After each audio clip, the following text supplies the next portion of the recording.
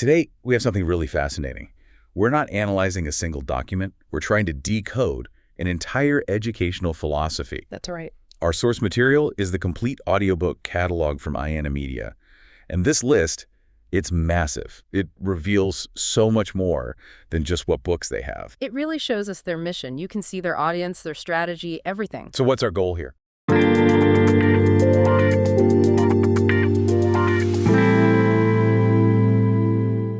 Well, when we first saw this, the sheer volume and the intellectual scope of these titles, it immediately confirmed their big claim. That they are a worldwide educational media organization. Exactly. They aren't just selling books, they are systematically building a library. To understand the why behind it all. Precisely. And to appreciate the scale of their commitment to educational content.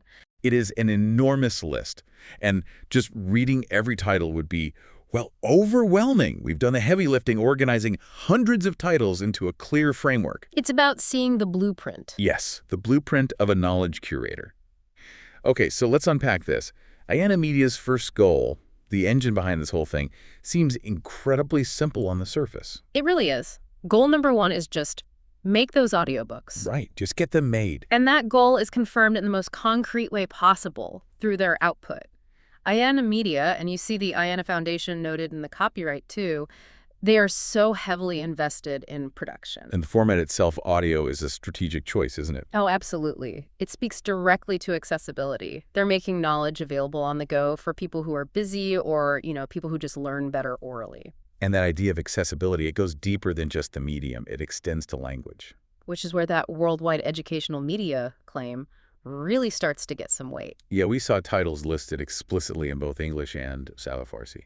And for listeners who might not know, Farsi is the primary language in Iran, Afghanistan, and Tajikistan. So this is a huge indicator. It's a huge indicator of their mandate. It signals a deep commitment to serving a broad international and specifically a bilingual audience. They're actively bridging these linguistic and cultural divides. What's also amazing is just the sheer number of titles. This is not a startup. No, not at all. It's not a pilot program or some small initiative. It's an extensive, well-realized, ongoing production line. This is their primary vehicle for the mission. That first goal of continuous production is clearly being met. Okay, so here's where it gets really interesting. Once you have this sheer volume, how do you even begin to categorize it?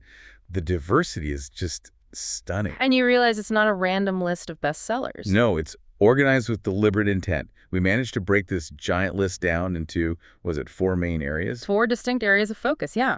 And this is where you start to see the organization's philosophy really emerge. They're building a curriculum, not just a collection. Let's start with category A then. This one's a massive and, I think, foundational collection.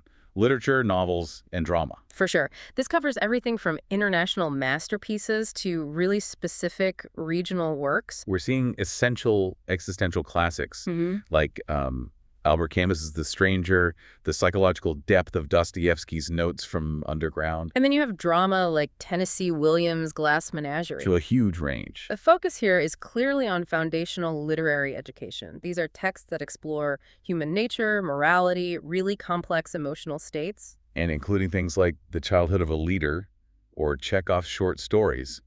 That feels very intentional. It is. It shows an emphasis on character, on the subtle machinery of history and society, but viewed through a personal lens. They're equipping listeners with the tools to understand narrative and conflict. That's a perfect transition, actually, to category B, which carries a much heavier weight. History, politics, and social science. Right. You're moving from the internal landscape of humanity to the external structures that define it. And this section tackles some really high-stakes themes. We saw the oil kings, studies on terrorism like Exercising Terror, and some crucial political theory. What stands out here, I think, is the pairing of theory with specific history.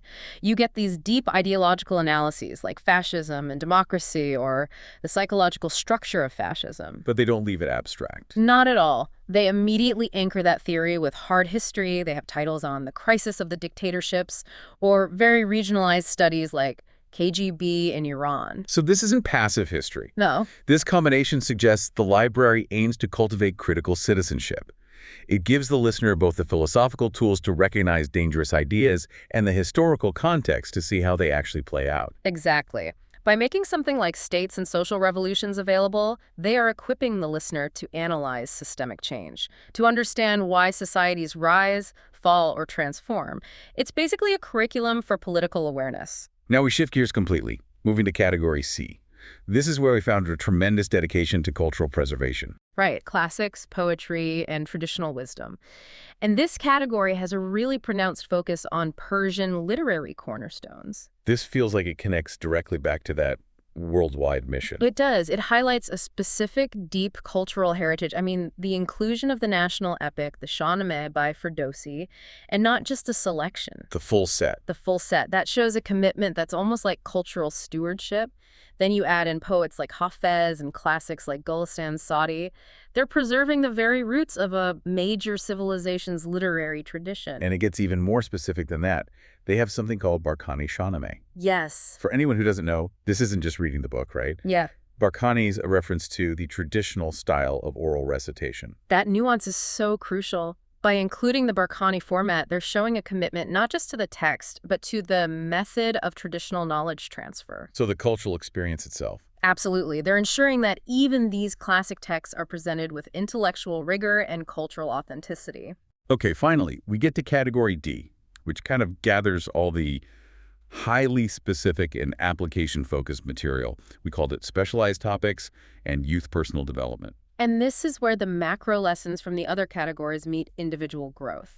Right. You see things ranging from philosophy, like Erich Fromm's The Sane Society, to very practical psychology like Toxic Parents. This variety shows a really holistic view of education. They get that knowledge has to be applied both outwardly in understanding society and inwardly in shaping the self. And we should definitely mention the intentional inclusion of a whole section dedicated to audiobook children and teenagers. Right, which proves this educational vision spans the entire lifespan. It's not just for adults. Okay, so we've established the breadth across these four major categories: literature, history, politics, cultural classics, and specialized studies. But the real proof of their long-term commitment. And the realization of that third goal. The realization of their third goal. Keep the audiobook process going to realize the goal that lies in the depth of their collections. That depth is the key. It's the proof point of their ongoing commitment and their intellectual rigor. They don't just offer broad coverage, they go for exhaustive specialization. And you don't have to look any further than their collection dedicated to one single author, Sadeh Hidayat. Which is just monumental. It is. This is not just a nod to his fame, it's an investment in a full scholarly resource. Many people might know his most famous novel, The Blind Owl. The classic for sure. But the catalog lists nearly 24 of his works. And this focus is strategic. Hidayat is often seen as the father of modern Iranian prose, a pioneer of existentialism and social critique in Persian literature. So by collecting his entire body of work, including short story collections like Three Gatra Kun, satirical works like Haji Aga, even highly specific pieces like Bombast Book, they're doing something really important. They're providing the essential resource for anyone who wants to understand the birth of literary modernism in that region. This level of exhaustiveness goes beyond simple production. It's intellectual curatorship. It is. They aren't just offering the greatest hits. They are building the complete historical and artistic context of a major figure. And you see that same commitment in the cultural section with the Shahnameh Ferdowsi full set. Exactly. It's a clear signal that Ayeneh is realizing its goal by prioritizing quality and thoroughness. They build comprehensive collections to ensure complete knowledge transfer, not just a surface-level summary. So the philosophy seems to be that real education requires both breadth of understanding across literature, history, psychology, and the depth you need for serious intellectual exploration. Precisely. This catalog isn't just a list of books, it's a meticulously organized map of knowledge. And the continued production of these specialized, in-depth audiobooks confirms that they are sustaining their production line with serious academic intent. So, to summarize, Ayeneh Media, as a worldwide educational media, has built this expansive, bilingual, and accessible audiobook library. This library is strategically structured into vital areas: literature, critical history, cultural classics, and specialized studies. And their commitment to truly comprehensive author collections, like the Sadeh Hidayat works, proves they are maintaining the production process for a profoundly educational mission. So if understanding knowledge means understanding the context, the method, and the sheer volume of information available, This list raises a really important question for you, the listener. Go on. Ayeneh has proven its dedication by comprehensively curating the works of Sadeh Haddad and the Shahnameh. So, if you were tasked with continuing this mission, what single, deep, comprehensive resource, a full set of an author's works, or an exhaustive collection on one major historical topic, what would you prioritize next to cement this library's enduring educational depth? That's a great question. Because that commitment to exhaustive coverage, not just the surface-level hits, is what defines true educational value.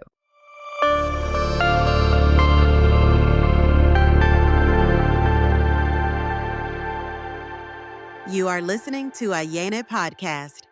And today, we're looking at recovery, but not just a single moment of it. No. We're talking about the full continuum of care. We're going to be tracking the 5-year journey of a man named Michael Baptist. He's an alumnus of the Tarzana Treatment Center. And it's an incredible story. He went from a really chronic, severe alcoholism, which was fueled by some profound trauma. Unbelievable trauma. To becoming a certified counselor. And not just anywhere, but inside the very same system that saved him. That's right. Our source material gives us this amazing window into his entire process. We see the detox, the residential care, supportive housing, therapy, all of it. So what we're going to do is really pull apart the key tools and maybe more importantly, the psychological shifts that made this long-term transformation possible. And the mission here for you is to understand how that structure provides a framework. Yeah. But the real lasting change, that comes down to a few critical personal realizations. Michael's story really shows us that even the deepest trauma doesn't mean you can't have lasting sobriety. Not at all. Not if you have the right tools and, the commitment to use them.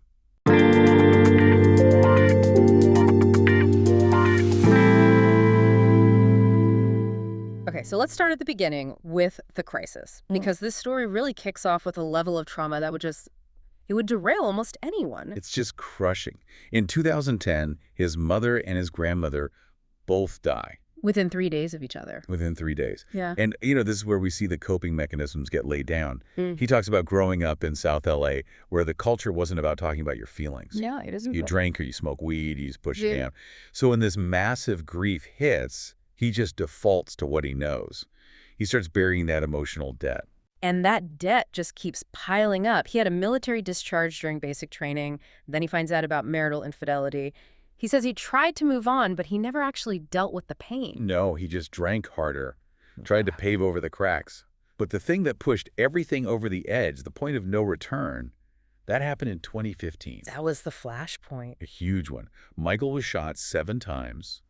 A friend who was with him died right there on the scene. The physical damage alone was, a shattered femur, a collapsed lung. And what's really chilling is what happened in the hospital. He's forced sober for 2 weeks, right? Medically managed. But the second he's out of surgery, what's the first thing he asks for? A cigarette and a drink. A cigarette and a drink.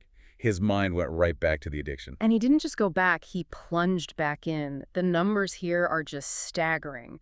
For 2.5 years, he's drinking about half a gallon of alcohol. Every single day. Every day. And he describes the withdrawal, waking up shaking, throwing up bile. Just to function, he had to be at the liquor store at 6:30 a.m. the minute they opened.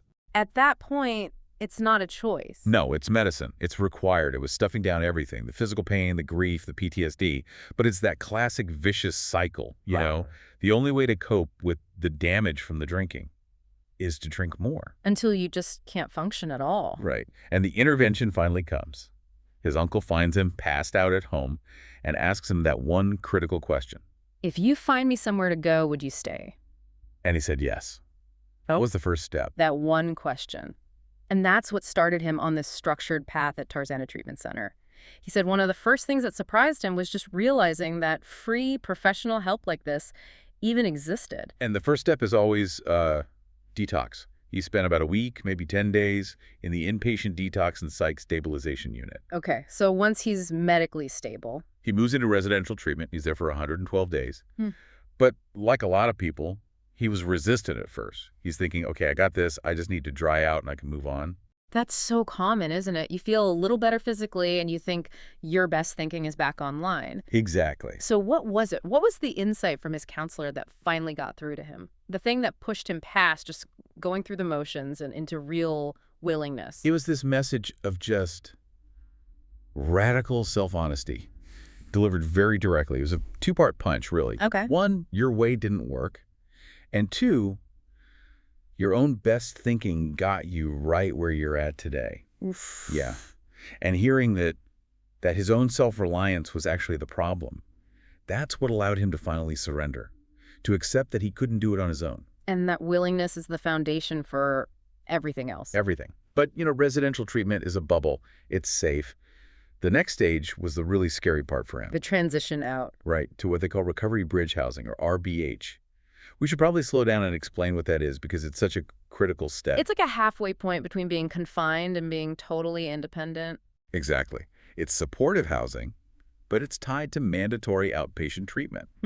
So you still have the structure of groups and counseling, but you have physical freedom. He was there for 6 months, and he said the fear at first was huge because, the liquor store is right there. No one's stopping you. And what anchored him was the peer support he found there. He talks about the house manager, a guy named Ron, who is this living, breathing role model. He saw someone who had walked the same path and was actually making it. That's it. That concrete proof, that thought of he's been where I've been and he's making it so I can make it. That's what makes hope feel real in early sobriety. And this is where you start to see the real internal changes happen. He talks about getting passes to go out and just realizing he was getting his peace of mind back. He wasn't constantly looking over his shoulder anymore. Exactly. And that freedom became so real when he went back to his old neighborhood. He said going back gave him the cooties. It's such a visceral reaction, isn't it? It really is. He realized that this chaotic, dangerous place, this life that he used to think was good enough for him, he just couldn't accept it anymore. His old life was just incompatible with his new self. And that is a fundamental break. Yeah. So once you've addressed the environment, that's when the deeper healing can really start. Okay, so let's get into the clinical tools he used. Because he had years of grief and trauma that he'd just been stuffing down with alcohol. Right. He started professional therapy in residential and kept it up through outpatient and even after. And he described this one pretty unique technique they used to help him process the loss of his mother and grandmother. This is a beautiful example of symbolic processing. He was asked to write letters to his deceased mother. And then send them up in balloons. Yeah. And it lets you externalize that grief. For him, it brought out emotions he didn't even know were there. Yeah. Specifically anger at his mother for, leaving him when he was so young. You have to clear that emotional wreckage that fueled the addiction. But the trauma wasn't all in the past. Even a few years into sobriety, he had to testify in court about the shooting. And he had to sit there and watch a playback of the entire incident on a big screen. I can't even imagine. That kind of relived trauma. It meant he had to go right back into intensive therapy. It just proves that recovery needs ongoing professional support, especially with complex PTSD. It's not a one-and-done thing. Not at all. And speaking of professional tools, we have to talk about medication-assisted treatment, or MAT. Michael was on Vivitrol for 6 months. So Vivitrol, that's the injectable form of naltrexone. We hear about MAT a lot, but for you, the listener, what's the specific mechanism here? Why was this so critical for him? Well, Vivitrol is incredibly effective because it has this dual action role.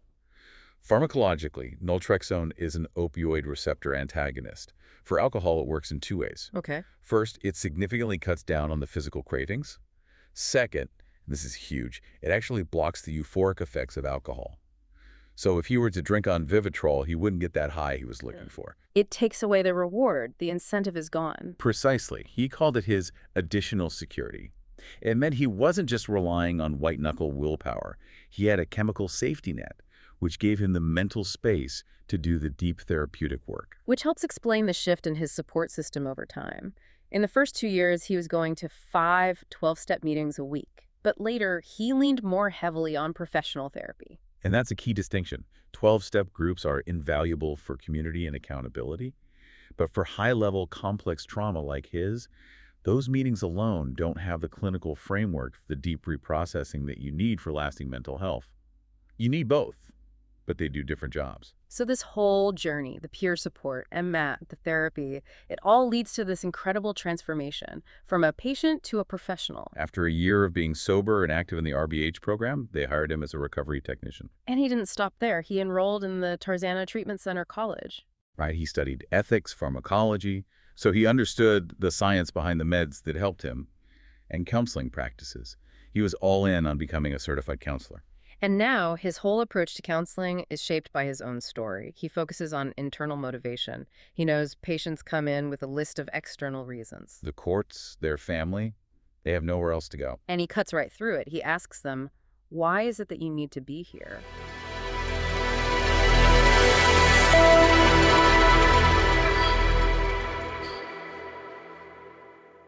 Because he knows. He knows that if you commit to the internal work, all that external noise, the legal stuff, the family drama, it all starts to resolve itself.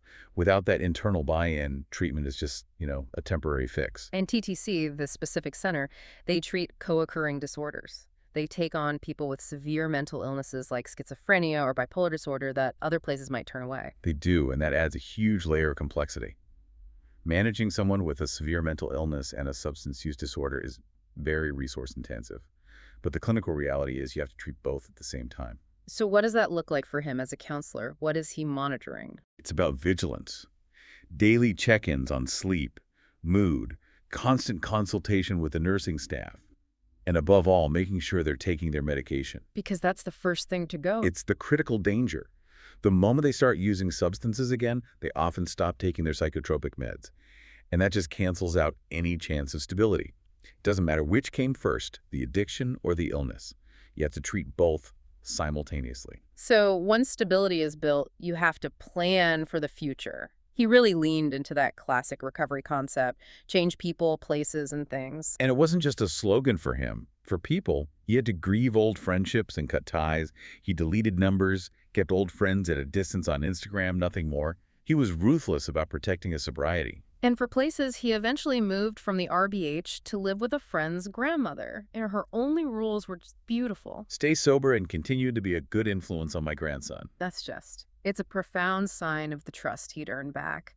He said himself that before sobriety, no one would have trusted him with that. And this all connects to learning delayed gratification. Recovery is experiential. It's not one big dramatic moment. It's built on the boring daily habits, the chores, showing up to group that build consistency over time. So let's look at the gifts of that consistency. He's planning a wedding, looking to grow his family, helping raise his fiance's child, and he's still working at TTC, which he calls his second home. But for true long-term balance, he knew something was missing. And this brings us to a great analogy they use, the four-legged stool of recovery. Right. The stool needs 4 legs to be stable. Physical health, relationships, work or prosperity, and creativity. If one leg is short or missing, the whole thing gets wobbly. He had his health back, his relationships were strong, his work was solid. The missing leg was creativity. So what did he do?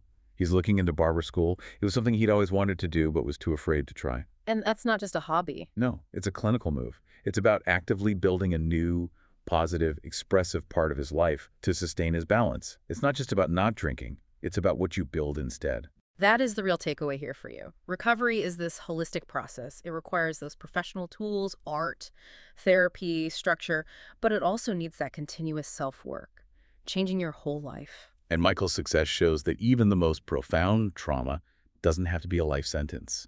His story shifted from running away from his trauma to showing up daily for his recovery, for his family, for his patients. He didn't just get his life back. He built a new one, rich with a purpose and a responsibility he earned. Absolutely. So our final thought for you, the listener, if your stability rests on that four-legged stool, physical, relationships, work, and creativity, what's your missing leg?